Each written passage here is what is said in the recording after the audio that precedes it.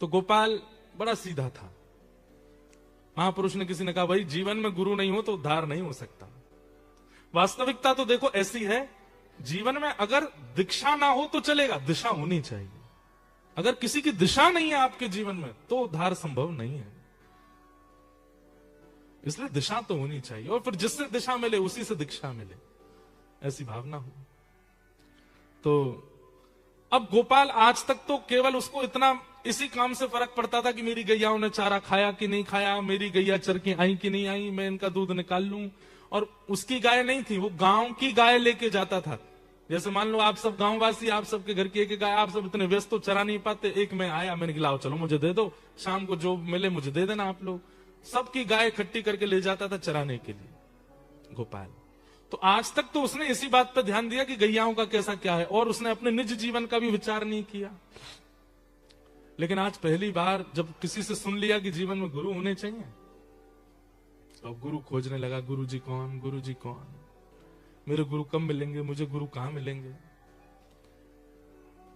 एक दिन एक महात्मा आए, और महात्मा की जटा देख करके, कुमंडल देख के, रूप देख करके गोपाल बोला, यही मेरे गुरु जी हैं, इनको ही बना लूं। चरणों में गिर गया, बोले महाराज मुझे गुरु दीक्षा दे दो आप। गुरु जी बोले, अच्छा दीक्षा चाहिए? बोले हाँ, चलो आओ, नहा धो के आओ, बैठो, बताते हैं। बोले सुनिए, पहले हमको नियम बता दो, फिर दीक्षा लेंगे। तो पता चली पहली दीक्षा दे दी आपने, बाद में हमसे नहीं हुआ कुछ भी। तो गुरु जी ने नियम बता दिए। पहले ही बोले, देखो रोज सुबह स्नान करके और इतना तुमको मंत्र करना पड़ेगा। बोले क्या मंत्र करना पड़ेगा? गुरु जी ने मंत्र सुनाया। तो बोले ये तो मुझे समझ में ही नहीं आ रहा है, ये तो मेरे पल्ले ही नहीं पड़ रहा, मैं इतना पढ़ा लिखा नहीं कि ये मंत्र बोल सकूं, कोई और चीज बता दो। गुरु जी बोले, भाई अब जो परंपरा है वही तो बताऊंगा, ऐसे थोड़ी मनगढ़ंत कुछ भी बता दूंगा। बोले देखो भगवान, हम आपको बहुत स्पष्ट बता दें, हम तो गैया चराते हैं और कई बार स्नान भी नहीं करते। सुबह उठते हैं कि सबकी गैया समेटी, सिर पर स्वाफा बांधा, निकल गए, गैया चरा करके लाते हैं, हमारा तो स्नान भी नहीं हो पाता कई बार। और ये मंत्र आदि करना, नियम जाप पूजन आदि करना, ये सबसे मैं दूर दूर तक मेरे को पता ही नहीं है कैसे होता है। और अब मेरी इतनी आयु नहीं है कि मैं सीखूं पहले और फिर करूं, सीखने में ही मेरा जीवन निकल जाएगा। गुरु जी बोले, तो फिर दीक्षा काय को चाहिए? रहने दो। बोले नहीं, दीक्षा तो चाहिए, दीक्षा तो मुझे चाहिए, कोई बोल के गया गुरु बनाने हैं। तो गुरु जी बोले, चलो तो फिर एक काम ऐसा बता दें जो तुम कर सकते हो। बोले क्या? तुम्हें ही निवेदित भोजन करें। भोजन करते हो रोज? बोले हाँ। बोले भोजन पहले ठाकुर जी को कराना, फिर खाना, इतना तो कर सकते हो? बोले हाँ ये तो कर सकता हूं, कई बार तो मैं अपने बच्चों को पहले खिला देता हूं। बोले बस वैसे ही, जैसे बच्चों को पहले खिला देते हैं फिर स्वयं पाते हैं, जैसे माँ करती है, बच्चों को पहले तृप्त करती है फिर स्वयं पाती है, पति को पहले पवाती है, ऐसे ही आज से तुमको करना है, पहले ठाकुर जी को खिलाओ फिर स्वयं खाओ। गोपाल बोला, ये आपने बहुत बढ़िया बताया गुरु जी, इससे मेरा उद्धार हो जाएगा? बोले बिल्कुल हो जाएगा। नियम करने वाले, मंत्र करने वाले, जाप करने वाले का जैसा उद्धार वैसा ही तेरा होगा, तू ये कर ले। गोपाल को बोल गए, बोले कि क्या करना है? ठाकुर जी को निवेदित करके पाना। लेकिन गुरु जी ने यह नहीं बताया था कि ठाकुर जी केवल भाव में आएंगे, ठाकुर जी की सामने प्रतिमा होगी, चित्र होगा, प्रत्यक्ष नहीं आएंगे ठाकुर जी। उसको लगा कि जैसे हमारे बच्चे आके बैठ जाते हैं सामने, पत्नी आके बैठ जाती है, ऐसे ठाकुर जी बैठ जाएंगे। जहां भी गैया चराने जाता था पत्नी भोजन लेके आती, पत्नी से कहता तुम जाओ हम खा लेंगे। हाँ गुरु जी ये भी कह के गए कि गुप्त रखनी चाहिए गुरु की बताई गई बातें, नियम, ये रहस्य होता है। तो पत्नी को बोलता भोजन धर दो, जाओ। बोले हमारे सामने पालो, हम पवा देते। नहीं नहीं हम खुद पाएंगे, जाओ। पत्नी बोलती ऐसे क्यों? अरे अब बुढ़ापा आ गया, अब खुद सीखना पड़ेगा, कल को तुम हमसे पहले चली गई तो तुम आदत लगा दोगी अपने हाथ से पवाने की, वो हमको खुद सीखना पड़ेगा। पत्नी बोली मतलब पक्का है कि पहले मैं जाऊंगी? बोले हम बात बोल रहे हैं, तुमको भी सीखना चाहिए, तुम भी हमारी प्रतीक्षा मत किया करो, हम पाए उसके बाद पाओगी, तुम भी पा लिया करो और हम भी अपने आप देखा करेंगे। पत्नी बोली ठीक है। अब सीधे साधे लोग ज्यादा बात थोड़ी करते हैं। पत्नी चली गई, उसने बर्तन खोले, सब सामग्री सामने रखी, ज्यादा कुछ तो होता नहीं था, मोटी रोटियां, कुछ गुड़ और कुछ मिर्ची वगैरह, सलाद, मूली, गाजर, बस सब्जी तो बनती नहीं थी, ज्यादा गरीब लोगों के यहाँ, गरीबी था बेचारा। सामने धर दिया, गोपाल, गोविंद, ठाकुर जी, आपके जो भी नाम है मुझे ज्यादा तो आते नहीं, आ जाओ पालो। गुरुजी कह के गए आपको पवाना है फिर पाना है। और ऐसा बुला के फिर ढूंढता कहां से आ रहे हैं, कब आएंगे। गुरुजी परिचय तो बता के नहीं गए कि वो दिखते कैसे हैं, आएंगे भी कि नहीं आएंगे। तो बेचारा जैसे पशु पक्षियों के लिए दाना लेके घूमते हैं ऐसे घूमता था सब जगह।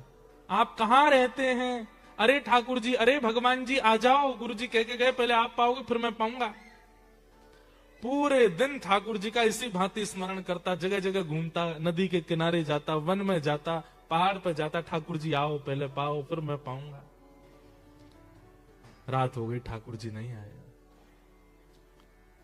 गुरु आज्ञा है, ठाकुर जी नहीं पाएंगे तब तक मैं पा नहीं सकता। रात भर ठाकुर जी नहीं आए तो रात को सारी सामग्री समेट करके गैयाओं को खवा दी, भूखा सो गया। एक रात निकल गई, दूसरा दिन आया, आज ठाकुर जी आएंगे, कल व्यस्त रहे होंगे कहीं पे। दूसरे दिन फिर पत्नी भोग लेके आई, सब सामग्री सजाई, बैठ गया, ठाकुर जी आओ पाओ भोग लगाओ फिर हम पाएंगे। फिर से ढूंढा, कल जहां गया अब दूसरी जगह गया कि वहां तो मिले नहीं थे, यहां मिल जाएंगे। सब जगह ढूंढा, ठाकुर जी नहीं मिले। 1 दिन 2 दिन 3 दिन 10 दिन 15 दिन निकल गए। अब तो आंखें गड्ढे में जाने लगी, हाथों में कंपन शुरू हो गया, वृद्धावस्था है, मुख सूखने लगा, आंतें सूखने लगी। पत्नी कहती मुझे आप ठीक नहीं लग रहे हैं, आपको देख करके अब ऐसा लगता है कि जैसे कोई रोग हो गया है क्या आपको। बोले मैं वृद्ध हो गया हूं ना। बोले वृद्ध तो हो गए वो तो पता, पर इतने ज्यादा आपसे चला भी नहीं जाता, आपसे बैठा भी नहीं जाता, आप कुछ बोल भी नहीं पाते, आप भोजन तो करते हैं ना समय से। बोले हाँ मैं सब पाता हूं, तुम चिंता मत करो। लेकिन वो रोज जाते ठाकुर जी को निवेदित करते, ठाकुर जी नहीं आते तो रात में सब गैयाओं को खिला देते। गुरु आज्ञा। जब अनेक दिन निकल गए, बस अब इनको लगा ही था कि अब मैं जीवित नहीं रहूंगा, मेरे प्राण चले जाएंगे। पत्नी भोजन लेकर के आई, अचेत अवस्था जैसी हो रही थी। पत्नी ने कहा मैं खिला दूं आपको। बोले नहीं नहीं रख जाओ, मैं खा लूंगा और तुम जाओ वापस। सामने सामग्री रखी है,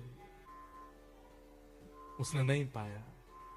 अंतिम क्षण चल रहा था, ठाकुर जी को बुला रहा था, इतने में ही मुरली मनोहर श्याम सुंदर साक्षात प्रकट हो गए।